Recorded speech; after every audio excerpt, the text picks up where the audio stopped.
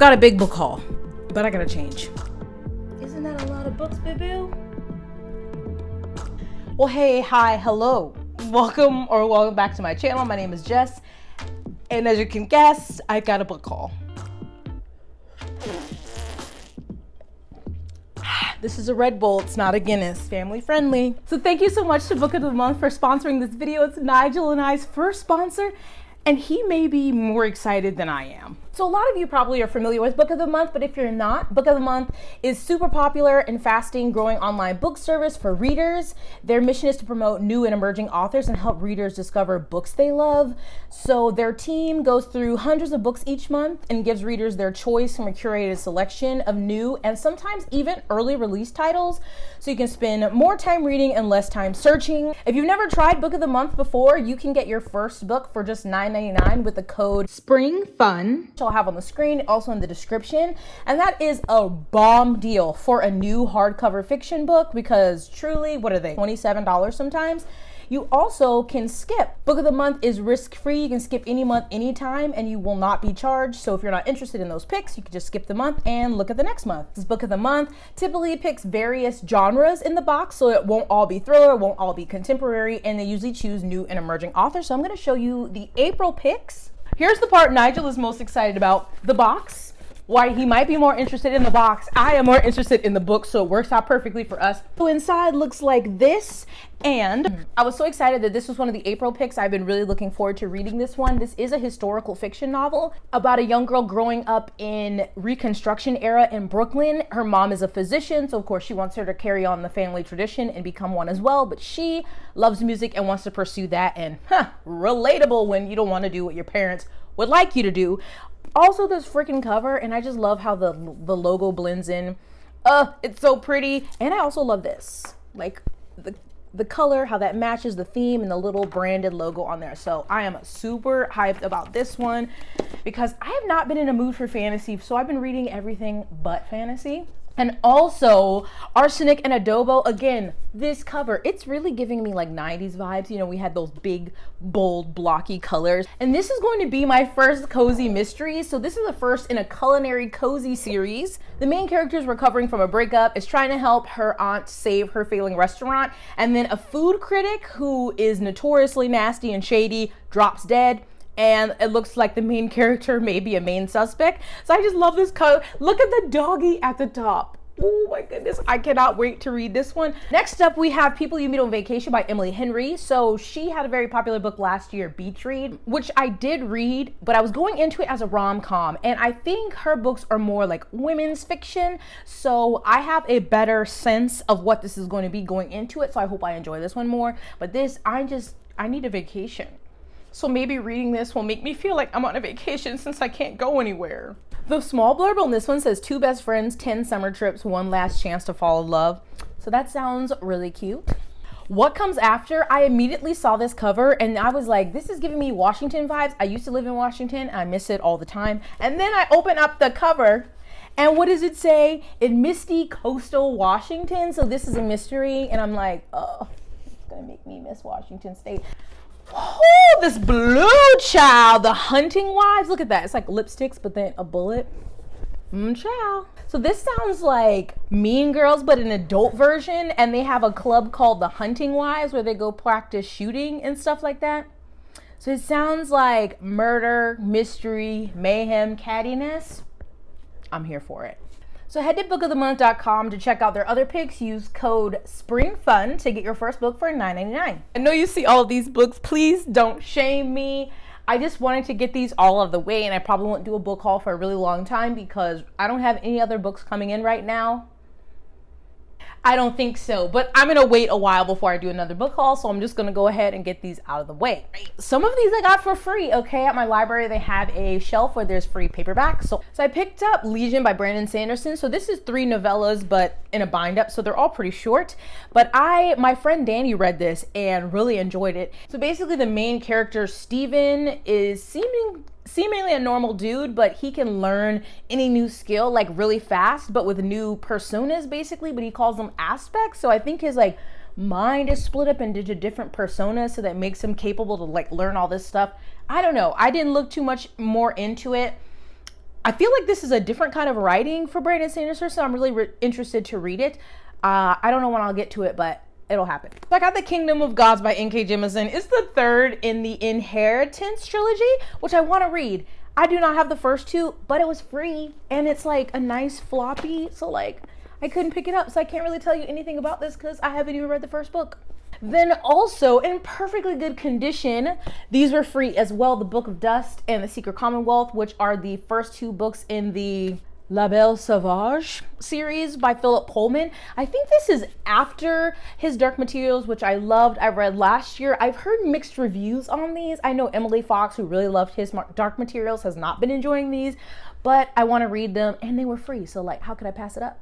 I saw Mara and Bethany both got this edition of Sister Outsider by Audre Lorde. This is the new Penguin Vitae edition, and they're doing some classics and more like Black classics and nonfiction, and so many of the other ones I haven't even read. I haven't read this either, and I want to buy them just because they're beautiful. But yeah, it's gorgeous, and yeah, it's a set of essays, and I've never read any of her work. I know I'm ashamed, so I definitely need to get to this soon and just at least pick up an essay here or there. But I mean, look at this cover.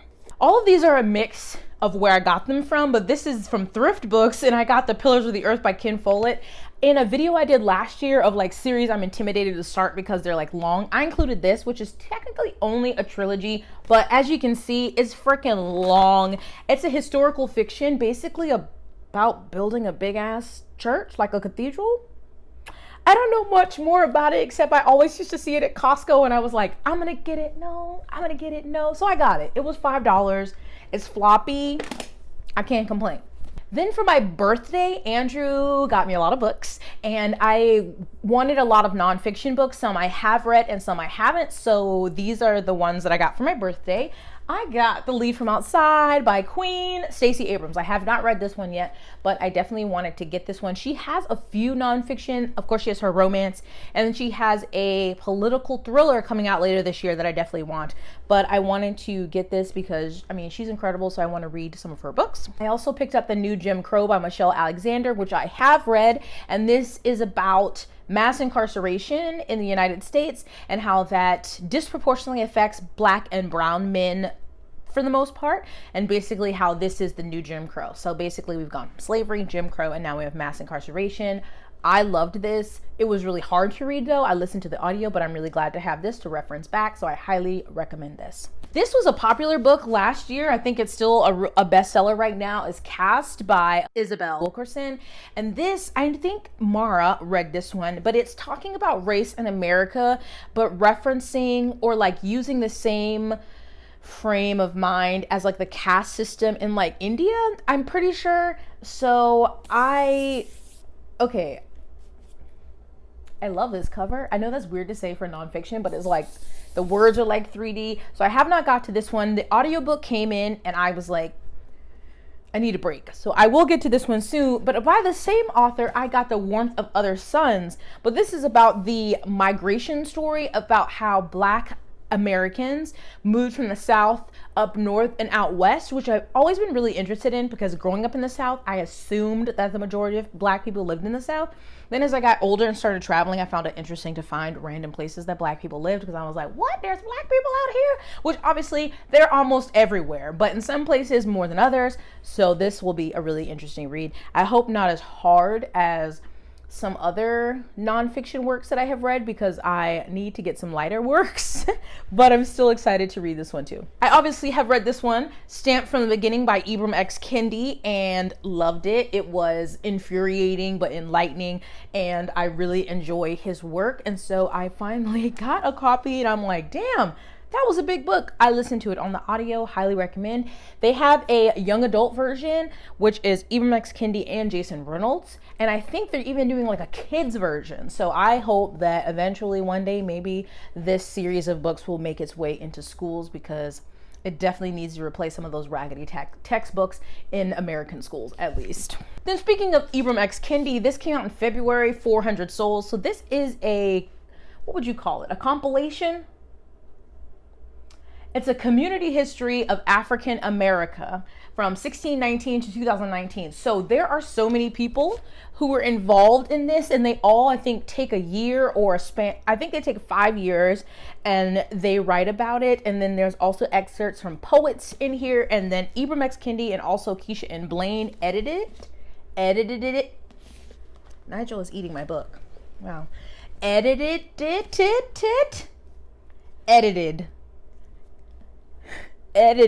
the book. I also got the audio from Libro FM from their influencer program, so thank you to them. They are a great resource if you want to get an audiobook but support a local bookstore. So I always have a link in my description if you're interested.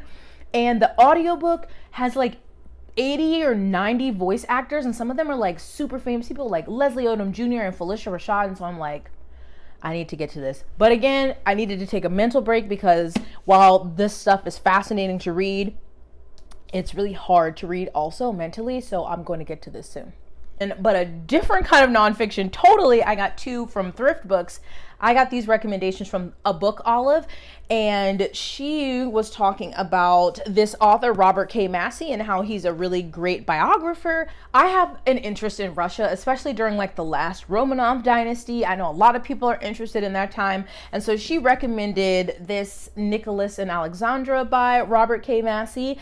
And so he was the last Tsar of Russia. And then also Catherine the Great, who was an empress of Russia before Nicholas was Tsar. And so she just said he's a really great biographer. So I got these from Thrift Books for a decent price. So I'm hoping to get the audio and follow along, but this will be a nice change of pace for nonfiction. 1 stack down, 1 to go. I got Act Your Age, Eve Brown, and I just finished reading this 2 days ago, maybe. I loved it. I'm torn because before Chloe was my favorite, but this might be my favorite. I don't know. But this is the 3rd in the Brown Sisters series. So Eve is the youngest sister, and she basically has kind of floated through life, going to this, going to that. Maybe I'll do this career, maybe I won't. Still living at home and living off of the family money, and her parents are fed up. They're like, you need to grow up, you need to actually get a job and get your own place and like stop falling back on this money. And so she leaves home in this like fit of rage because like, how dare? And she ends up driving in the countryside, comes across this B&B where she thinks she's gonna go get food, but it's not breakfast time. And then she sees an ad that they need a chef. And so she's like, you know what? I'm just gonna go in. Does she really have the skills to be a chef? Like, not necessarily. And she interviews, and luckily the guy running the B&B is really in desperate need of a chef. And so on a trial basis, he allows her to fill the position. And there's just so much, oh my God, it's so funny. The hero is on the autism spectrum. He runs the B&B, but he is very much a stickler about certain things. He has certain rules he likes to follow, and he's not very friendly to people that he doesn't know. But he also has a best friend who runs a pub in the same town. So when she comes to interview, his friend is there, and he's like, no. And his friend is like, mate, you literally are screwed. You need a chef. But anyway, she leaves and she's in her car. His friend is trying to convince Jacob, the hero, that like, who else are you going to get? Like, you need a chef right now. And so they run to go find her. Eve ends up hitting Jacob with her car. And so like, he literally needs her help because he has no one else to do anything. And it goes from there, and love ensues, and their banter is so good. And he's like such an asshole up front, but she like can take it and isn't offended, and she just throws it right back. I just loved it. And their sex was great. And I want a final book where it's like all 4 of them, and maybe one gets married, and it's like all the shenanigans, not all 4 of them, all the sisters and their booze and all the shenanigans of them getting ready for one of their weddings, because like, I love their family too, especially Gigi, their grandma. So I need that. Talia, I need the 4th. I need a wedding book. Thank you. So I got The Bluest Eye by Toni Morrison. I was searching long and hard for a copy that did not have the Read with Jenna sticker on it. Apparently though, they have changed it to a peelable sticker so you can peel it off. But anyway, I got this from Thrift Books. It's in pretty decent condition. I want to read more Toni Morrison, but like, it's hard, okay? I'm gonna get there though. But I know this one is about a Black girl who basically hates how she looks, hates her hair, hates her eyes, hates her skin, but would like that like white skin and blue eyes, so like maybe she wouldn't be picked on, she could fit in, and relatable. So I know that this book is going up. Oh my God, I'm not ready. I definitely will need to read some fluffy things before and after. So I'm not sure when I'll get to this one. It is short, but it's going to probably punch me in the face and I'm just gonna cry. Great. I got A Dowry of Blood by S.T. Gibson. I already read this and I loved it. It is essentially a retelling of Dracula's Bride, but make it queer. So essentially the character who is reimagined as Dracula takes on a bride. She's really young and they spend a lot of time together, just them, but then he eventually takes on another wife and that puts her in her feelings, but then she also starts having feelings for the wife and it goes from there. Honestly, my biggest complaint with this was I wanted more. I wanted more, especially of the wives.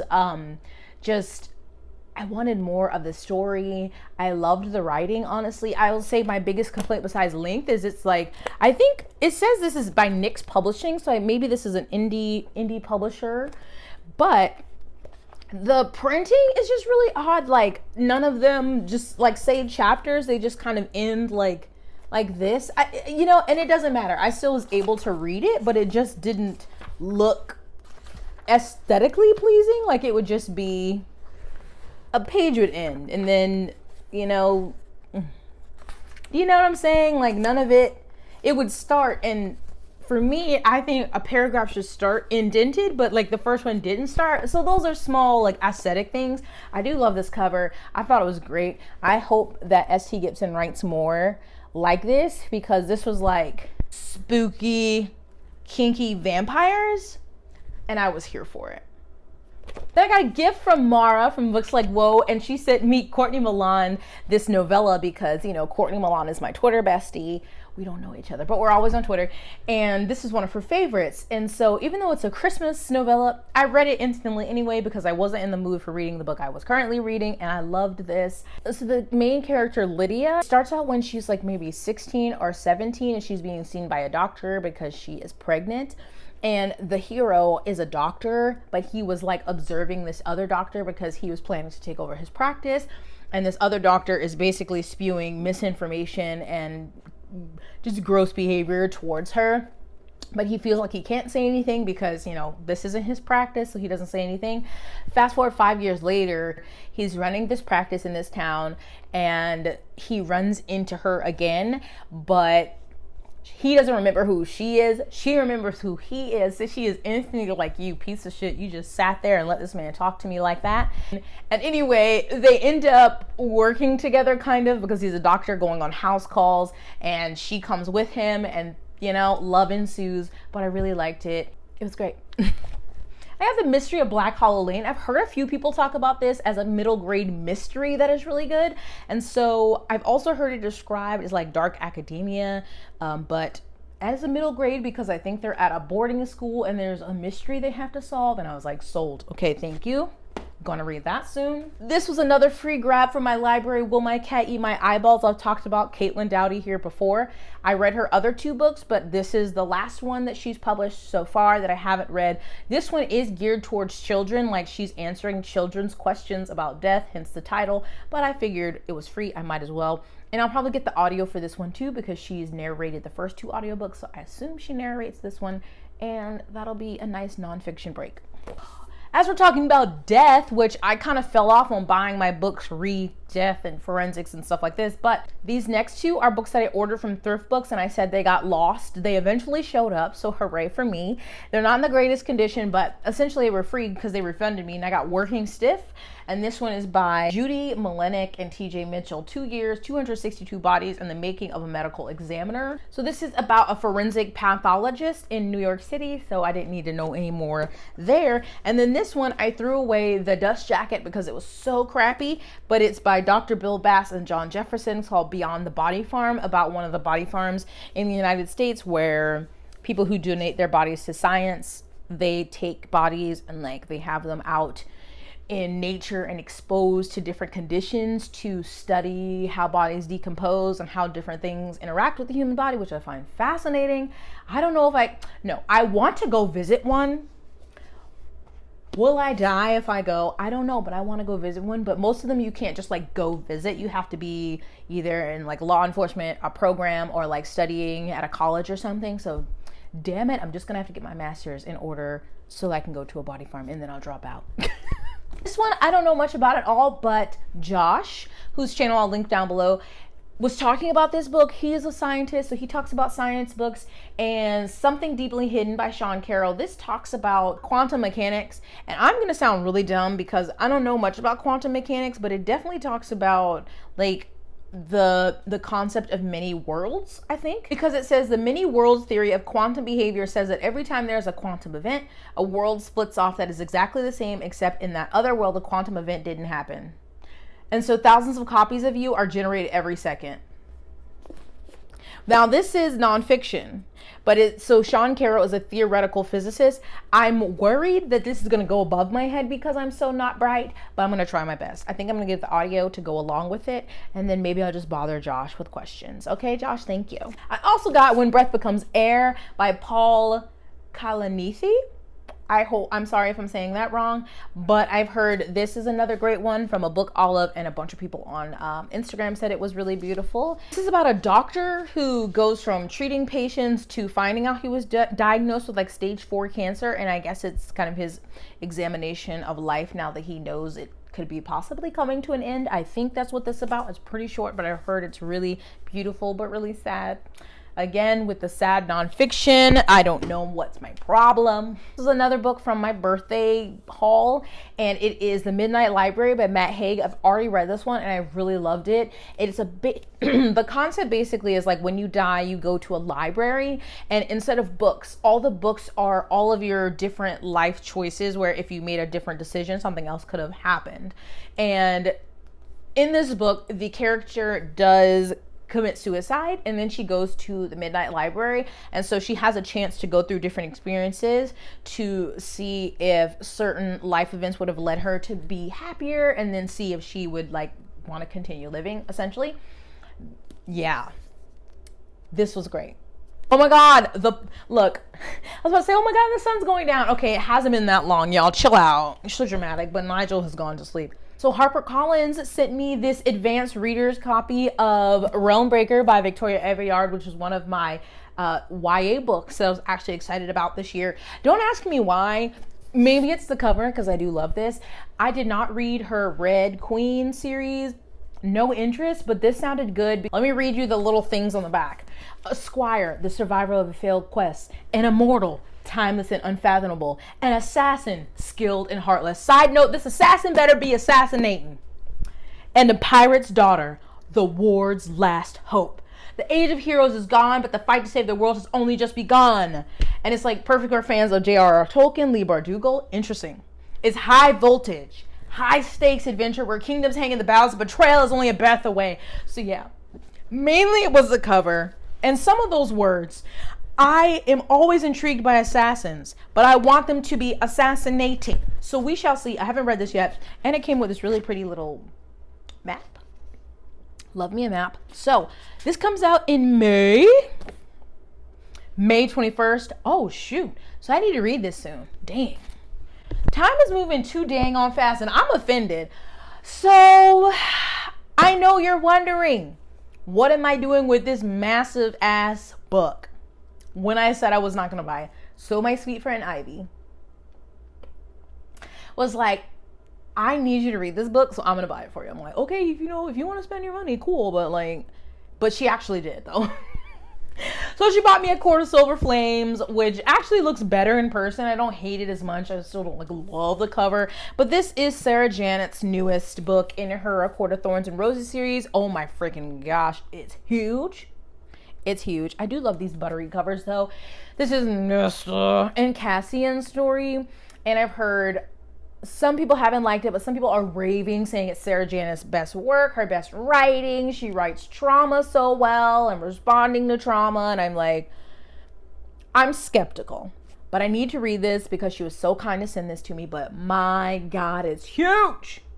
And while I'm not in the mood for fantasy, I am in the mood for romance, and Sarah Janet really is a fantasy romance author, so maybe I'll pick this up soon. Sweet baby Jesus, though, can we look at the size?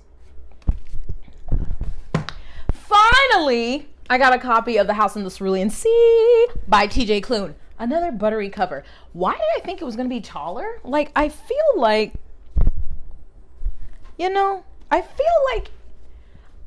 for an adult, yeah, look at this. This is another adult book. That is a really small book. I feel that's rude, but it's still beautiful. I know you're shocked that it took me this long to get a copy because I read this book last year, but I was holding out because I thought this was a normal, tall hardcover, and I was like, oh great, it's adult. It'll be a nice big floppy paperback. False. Obviously the hardcover is small, and then the paperback was announced, and it's small, and it's one of those step backs.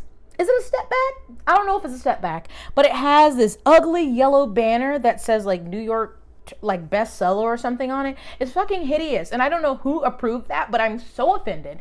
So then I was like, okay, I'm just gonna get the hardcover. Then it was out of stock on Bookshop, and I was like, well, god dang it. So I had to wait. Anyway, I'm pretty sure I bought this with a gift card from somebody, so thank you to whoever has sent me a gift card. And I finally have this beautiful book. If you have not heard about this book, I don't know what you're doing, but you need to go buy it right now.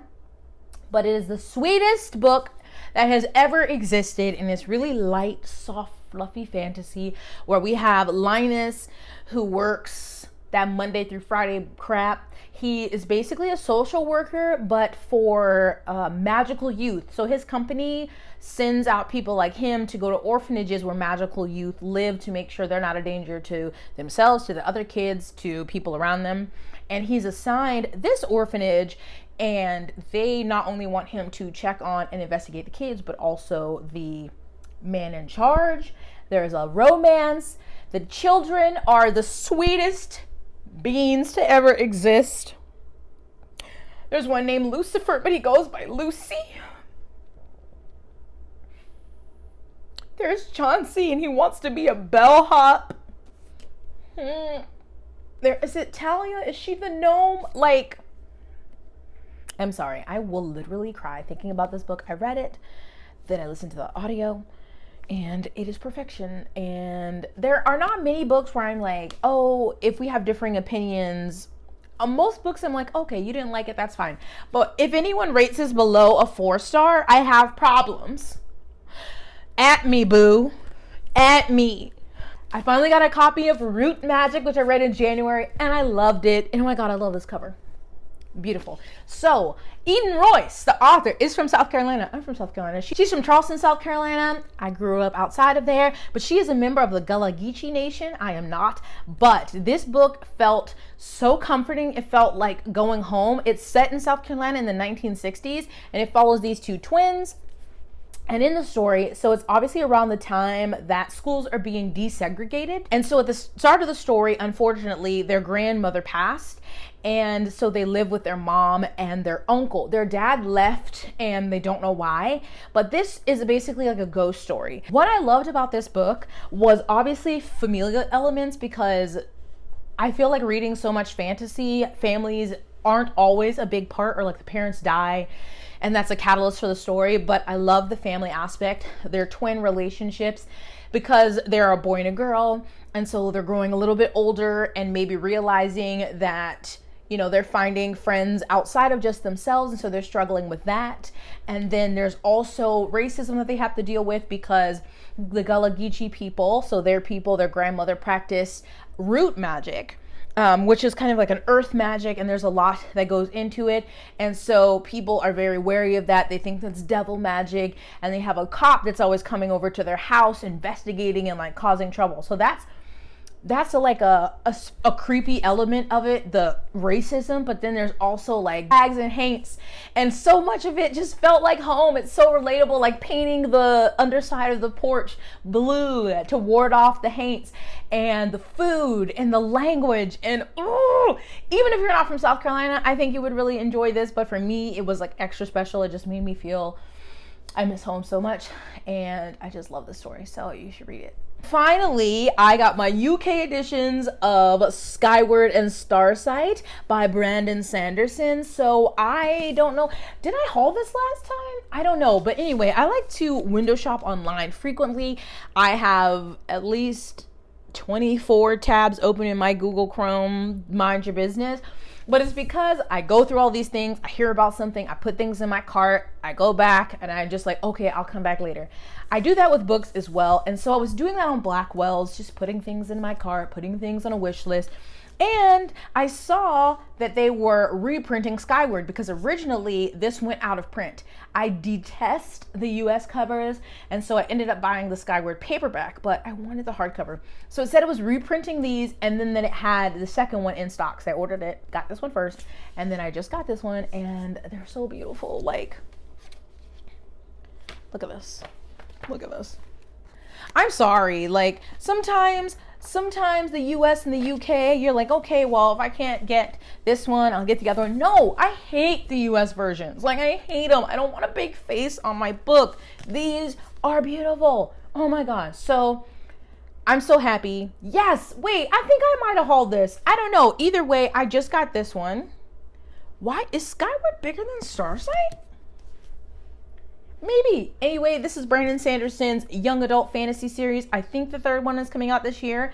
It's following Spencer, whose father was a pilot. They live on this planet, but they've been like trapped there, and there's this force they've been fighting for years, and they can't figure out how to win the war. Her father was a pilot in their army, but then he defected essentially, so he's been labeled a traitor and a coward, but she wants to become a pilot, but that family history is following her, so she has to fight against that stigma. And oh, it's so good. There is this little, I don't even know what you call it. Is it a creature? Doom slug? Love him. There's like a sentient ship. Love that. Love this. So I'm so happy that I finally got these copies. So I feel like I've been filming for way too long, but those are all the books that I have hauled recently. That is it. Don't expect a haul from me for months. If I have another haul video up within 2 months, somebody come for me. Please snatch me up. But that's it. Thank you so much to Book of the Month for sponsoring this video. All that information linked to their website. The code will be down in the description, as well as all of these books. If you want to purchase, any of them will be linked down below, as well as my social media information, ways to support my channel. But I thank you so much for watching this video. I obviously bored somebody to tears. I don't know if you can see this little doggy here. Sorry, my content's not thrilling enough for you, Nigel. Cool, whatever. But this video, thumbs up, subscribe, and I'll see you in my next one. Bye.